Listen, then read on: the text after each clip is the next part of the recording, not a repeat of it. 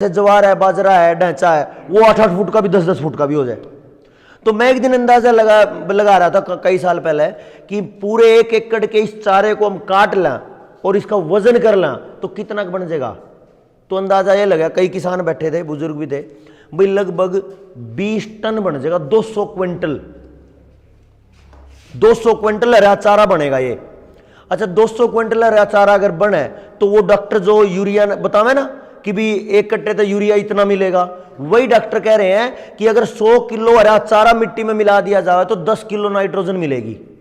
इसको बोल रहे कार्बन नाइट्रोजन का अनुपात, कार्बन नाइट्रोजन रेशियो।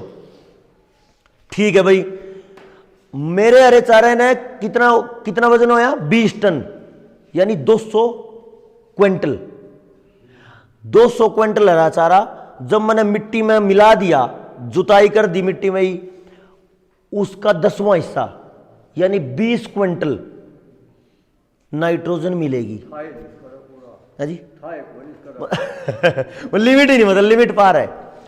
1 किले में ये सारी चीज उगाणत है, जो नाइट्रोजन मिलेगी वह 20 क्विंटल यानी 2000 किलो है। और 10 कट्टे यूरिया तो कितनी बनी थी, 1 क्विंटल बनी थी। तो अपने केवल एक छोटे से काम तय कितनी गुना बनी, 20 गुना। कई जने कहते भाई गणी नहीं हो जाएगी, जिस तरह उन्हें तो यूरिया देख रखा, अगर यूरिया उबाल मार गया, ज्यादा गर्मी होगी या इस टाइप का, ये ज्यादा नहीं हो जाएगी।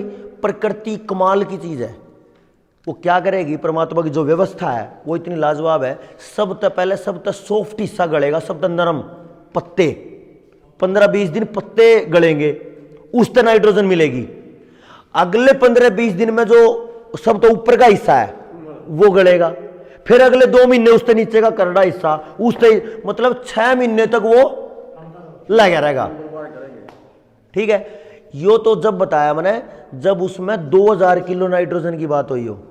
मैं इसने मान लूं कि यो जो हरा चारा है यो 8 फुट की बजाय 4 फुट पे आ जाए तो आधी होगी, आधी का मतलब 10 क्विंटल। ठीक है, अच्छा इसने भी कम कर लो, इन और कम कर लो, 2 फुट पे ले आओ तो 5 क्विंटल। अगर आपने आपके खेत में अगर आपके पास 15 दिन भी है ना, आपके पास 15 से 20 दिन भी है, 15-20 दिन, कई बार तो 10 दिन तो पछेती कर ले आप फसल, कुछ काम हो तो उस पछेत ने थोड़ा और बढ़ा लो, अगर जमाए का टाइम नहीं है तो केवल 15 दिन का 2 फीट का जो हरा चारा है ना, आपके 50 कट्टे के बराबर की नाइट्रोजन पैदा करेगा। और जो बाकी सारे हो रहे हैं वो कहने की जरूरत नहीं, वो 18 के 18 तत्व पूरे हो रहे हैं, क्योंकि कुछ पौधे एक चीज दे रहे हैं, दूसरे पौधे दूसरी चीज दे रहे हैं, ले रहे हैं, वो अंदर में मतलब प्रकृति का अपना ही संतुलन है। फिर भी मैं रुकता है नहीं यहां पे, अब भाई केवल एक ही काम चल जाएगा, क्योंकि मैंने किसान को यह जचाना है, किसान को पूरी तरह तैयार करना है कि भाई पहली बार में पैदावार पूरी ही लेनी है, 1% भी कम नहीं, ज्यादा बेच सको जो। तो फिर 2 ट्रॉली गोबर की खाद लो, बढ़िया चाय पत्ती जैसी दानेदार बनी हुई, कोई बढ़िया कुर्डी हो, उन्हें तैयार भी कर सका आप, तैयारी का भी एक वो है, पूरे काम है, पूरा सिस्टम है। तो वो ले 2 ट्रॉली, और उस 2 ट्रॉली में आप लगभग 1 बुग्गी मिंगन घेर लो, बकरी की या भेड़ की। इसका क्या कारण है, इसने भी ध्यान तो सुनने की बात है। इसका कारण यह है, बकरी और भेड़ सुबह से लेकर शाम तक सैकड़ों वनस्पति खावे। गाय क्या खा रही है, या तो तूड़ी खा रही है, पराल खा रही है, थोड़ा बहुत हरा चारा खा रही। लेकिन जो बकरी या भेड़ है वो सुबह से शाम तक चरदी हुई सैकड़ों वनस्पति खा रही है।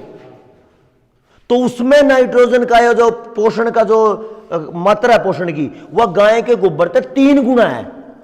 कब है, जब गाय कुछ चीज खा रही है। अगर गाय चरे तो वो काम बराबर है, फिर उसने जरूरत नहीं, हमने चरानी छोड़ दी, हमने जंगल खत्म कर दिए तो अपना सिस्टम खराब हो गया। एक तो हो गया 11 तरीके के बीज, 2 ट्रॉली गोबर की खाद और 1 से 2 बुग्गी मिंगन, इसने डाल के और पानी देकर, मतलब इन्हें बो दो और अपना चारा उगाओ। इन सारे बीजा ने पहले डाल के, फिर मतलब खाद पहले डाल के और फिर ये बीज डाल के उगा दो, यानी जो 1-1.5 महीना है उसमें खाद भी अपना काम करता है और ये हरा चारा भी हो जाए। और फिर ये जो पोषण है नहीं, वो जो हरा चारा हमने मिट्टी में मिलाया है, इसको गलान और सड़ान की स्पीड बढ़ानी है। और इसको गलान सड़ान का काम करेंगे बारीक बारीक जीवों में जो आंखों से दिखते नहीं, सूक्ष्म जीव। उस खातर अपन ने क्या करना, एक ड्राम लेना, एक ड्राम में 15 किलो गोबर, 15 लीटर गोमूत्र जहां तक, क्योंकि गाय का मूत्र कुछ विशेष है इसमें बैक्टीरिया पैदा करने खातर, 1 किलो गुड़, लाड़ा भी पड़ा हो तो बढ़िया, जो सड़ गया हो वो ही बढ़िया, नहीं हो तो 1-2 लीटर गन्ने का रस ले लो, उन्हें धर दो 2-4 दिन, उन्हें डाल दो, क्योंकि गन्ने का रस जल्दी खराब हो जाएगा। 1 किलो गुड़, 1 किलो ऐसी जगह की मिट्टी, मान लिया कहीं जहाँ यूरिया DAP ना पड़ा हो पहले, उसकी गुड़ मिट्टी, और कोई भी दाल का आटा, बेसन जी, क्योंकि ऐसे लेने जो मोटे अनाज है, मोटे अनाज का जो चून है हमेशा वो 1 हफ्ते में ही खराब हो जाएगा, बारीक अनाज 15 दिन चल जाएगा, इसलिए गेहूं 15 दिन में खराब हो है, और जो चने हैं या इस टाइप की चीज है ये 1 हफ्ते में ही, अगर खुली दरी हो तो खराब होना शुरू हो जाए, वो डाल लो, इसने घुमाओ 1 हफ्ता।